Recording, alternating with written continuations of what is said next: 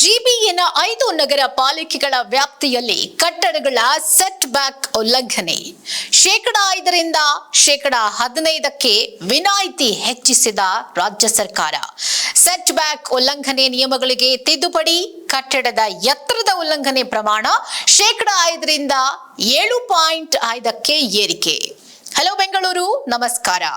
ತಪ್ಪು ಮಾಡೋದು ಮನುಷ್ಯನ ಸಹಜ ಗುಣ, ಆದರೆ ಮಾಡಿದ ತಪ್ಪಿಗೆ ದಂಡ ಕಟ್ಟಿಸಿಕೊಳ್ಳೋದು ಸರ್ಕಾರದ ಗುಣ ಮತ್ತು ಕರ್ತವ್ಯ. ಖಾಲಿ ಸೈಟು, ಕೈತುಂಬಾ ದುಡ್ಡು, ಮನೆ, ಅಪಾರ್ಟ್ಮೆಂಟ್ ಅಂದ್ರೆ ಯಾರಿಗೆ ತಾನೇ ಇಷ್ಟ ಆಗಲ್ಲ ಹೇಳಿ? ಬೆಂಗಳೂರಿನಲ್ಲಿ ವಾಸ ಮಾಡಬೇಕು ಅಂದ್ರೆ ಮೋಸ ಮಾಡಲೇಬೇಕು ಅನ್ನುವ ಜಿದ್ದಿಗೆ ಬಿದ್ದಿರೋ ಜನ ಮನೆ ಮತ್ತು ಕಟ್ಟಡ ಕಟ್ಟುವಾಗ ಯಾರು ಹೇಳೋರು ಕೇಳೋರು ಇಲ್ಲ ಅಂದ್ರೆ ಸಾಕು, ಸಿಕ್ಕಿದ್ದೇ ಚಾನ್ಸು ಅಂತ ಅಕ್ಕ ಪಕ್ಕದಲ್ಲಿ ಜಾಗ ಖಾಲಿ ಇದ್ರೆ ಅದನ್ನೂ ಸೇರಿಸಿ ಮನೆ ಕಟ್ಟಿಸ್ಕೊಂಡ್ ಬಿಡ್ತಾರೆ. ಏನಾಗುತ್ತೋ ಆಗ್ಲಿ, ಮುಂದೆ ನೋಡ್ಕೊಳ್ಳೋಣ ಅಂತ. ಆದರೆ ಕಟ್ಟಡ ಕಾಮಗಾರಿ ನಿಯಮಗಳನ್ನ ಉಲ್ಲಂಘನೆ ಮಾಡಿರೋದು ಒಂದಲ್ಲ ಒಂದು ದಿನ ಸ್ಥಳೀಯ ಪಾಲಿಕೆಗಳಿಗೆ ಗೊತ್ತಾದಾಗ ಸುಮ್ಮನೆ ಬಿಟ್ಬಿಡ್ತಾರಾ? ಖಂಡಿತ ಇಲ್ಲ. ಮಾಡಿದ ತಪ್ಪಿಗೆ ದಂಡದ ರೂಪದಲ್ಲಿ ಸರ್ಕಾರಕ್ಕೆ ಹಣ ಕಟ್ಟಿಬಿಡ್ತಾರೆ. ಸರ್ಕಾರಕ್ಕೆ ಸಂಕಷ್ಟ ಬಂದಾಗ ಇಂಥ ತಪ್ಪು ಮಾಡಿರುವ ಅಂದ್ರೆ ಸೆಟ್ ಬ್ಯಾಕ್ ಉಲ್ಲಂಘನೆ ಮಾಡಿ ಮನೆ ಕಟ್ಟಡ ಕಟ್ಟಿಕೊಂಡವರಿಗೆ ಶೇಕಡಾವಾರು ದಂಡ ಜಾಸ್ತಿ ಮಾಡಿ ಸರ್ಕಾರದ ಖಜಾನೆ ತುಂಬಿಸ್ಕೊಳ್ಳೋಕೆ ಪರೋಕ್ಷವಾಗಿ ಕಾರಣವಾಗಿ ಬಿಡ್ತಾರೆ.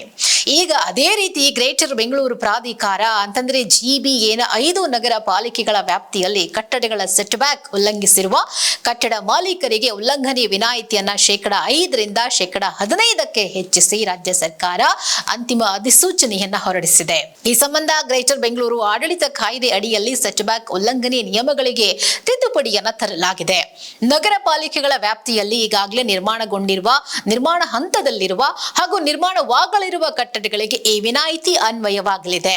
ಪ್ರಸ್ತುತ ಚಾಲ್ತಿಯಲ್ಲಿರುವ ಸೆಟ್ ಬ್ಯಾಕ್ ನಲ್ಲಿ ಎಡ, ಬಲ, ಹಿಂದೆ, ಮುಂದೆ ಎಂಬ ಲೆಕ್ಕಾಚಾರವನ್ನೇ ಕೈಬಿಟ್ಟು ಒಟ್ಟು ಕಟ್ಟಡದ ಕಾಮಗಾರಿಯಲ್ಲಿ ಶೇಕಡ 15ರಷ್ಟು ಉಲ್ಲಂಘನೆಯನ್ನು ಪರಿಗಣಿಸಿ ಅದನ್ನ ಸಕ್ರಮ ಮಾಡಲಾಗುತ್ತೆ.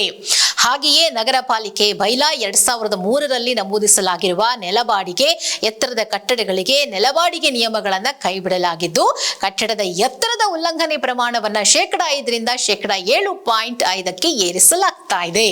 ಅದಲ್ಲದೆ ಎಫ್ಎಆರ್ ಉಲ್ಲಂಘನೆ ಪ್ರಮಾಣವನ್ನು ಶೇಕಡ 5ರಿಂದ ಶೇಕಡ 15ಕ್ಕೆ ಹೆಚ್ಚಿಸಲು ಪ್ರಸ್ತಾಪಿಸಲಾಗಿದೆ. ಈ ಎಲ್ಲಾ ಉಲ್ಲಂಘನೆ ಪ್ರಮಾಣ 5,000 ಚದರ ಅಡಿ ಒಳಗಿನ ನಿವೇಶನಗಳಿಗೆ ಮಾತ್ರ ಅನ್ವಯ ಆಗಲಿದೆ. ಸೆಟ್ ಬ್ಯಾಕ್ ನಿಯಮ ಉಲ್ಲಂಘನೆ ಮಾಡಿರುವವರು ಯಾವ್ಯಾವುದಕ್ಕೆ ಎಷ್ಟೆಷ್ಟು ಶುಲ್ಕ ಕಟ್ಟಬೇಕು ಅನ್ನೋದನ್ನ ಕೂಡ ನಾವು ತಿಳ್ಕೊಂಡಿರಬೇಕು. ಕಟ್ಟಡ ಆರಂಭಿಕ ಪ್ರಮಾಣ ಪತ್ರ ಅಂದ್ರೆ ಸಿಸಿ ಪಡೆಯದೆ ಕಟ್ಟಡ ನಿರ್ಮಿಸುವವರು ಪ್ರತಿ ಚದರ ಮೀಟರ್ಗೆ 50,000 ರೂಪಾಯಿ ಶುಲ್ಕ ಪಾವತಿಸಬೇಕು.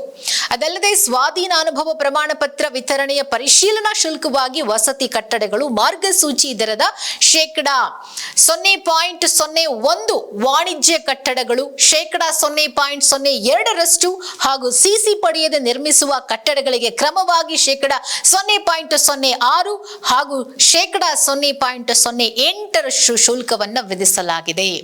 ಹಾಗೆಯೇ ಎಫ್ಎಆರ್ ಉಲ್ಲಂಘನೆಯು ಮಿತಿಯೊಳಗಿದ್ರೆ 500 ಚದರ ಮೀಟರ್ ವರೆಗಿನ ವಸತಿ ಕಟ್ಟಡಗಳಿಗೆ ಶೇಕಡ 3, ಮಿತಿ ಉಲ್ಲಂಘಿಸದೇ ಇದ್ರೆ ಶೇಕಡ 6, 500 ಚದರ ಮೀಟರ್ ಮೇಲ್ಪಟ್ಟ ಕಟ್ಟಡಗಳ ಮಾಲೀಕರು ಕ್ರಮವಾಗಿ ಶೇಕಡ 5 ಮತ್ತು ಶೇಕಡ 10, ಹಾಗೆ ವಸತಿ ಕಟ್ಟಡಗಳಿಗೆ ಶೇಕಡ 6 ಹಾಗೆ ಶೇಕಡ 12ರಷ್ಟು ದಂಡ ಶುಲ್ಕ ತೆರಬೇಕಿದೆ.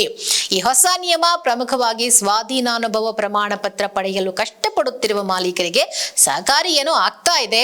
ಆದ್ರೆ ಈ ನಿಯಮ ಶೇಕಡ 15ರ ಮಿತಿಯು ಸೆಟ್ ಬ್ಯಾಕ್ ಮತ್ತೆ ವಿಸ್ತೀರ್ಣಕ್ಕೆ ಅನ್ವಯಿಸುತ್ತದೆಯೇ ಹೊರತು ಹೆಚ್ಚುವರಿ ಮಹಡಿಗಳನ್ನ ನಿರ್ಮಿಸಿದ್ದರೆ ಅದನ್ನ ಸಕ್ರಮಗೊಳಿಸುವುದಕ್ಕೆ ಈ ನಿಯಮದಲ್ಲಿ ಅವಕಾಶ ಇಲ್ಲ, ನೆನಪಿರ್ಲಿ. ಈ ಮಾಹಿತಿ ನಿಮ್ಗೆ ಇಷ್ಟ ಆಗಿದ್ರೆ ನಮ್ಮ ವಿಡಿಯೋಗೆ ಒಂದು ಲೈಕ್ ಕೊಟ್ಟು ವಿಡಿಯೋವನ್ನ ಶೇರ್ ಮಾಡಿ. ಮತ್ತಷ್ಟು ತಾಜಾ ಸುದ್ದಿಗಳಿಗಾಗಿ ನೋಡ್ತಾ ಇರಿ ಪ್ರಜಾಕಿರಣ ವಾಹಿನಿ.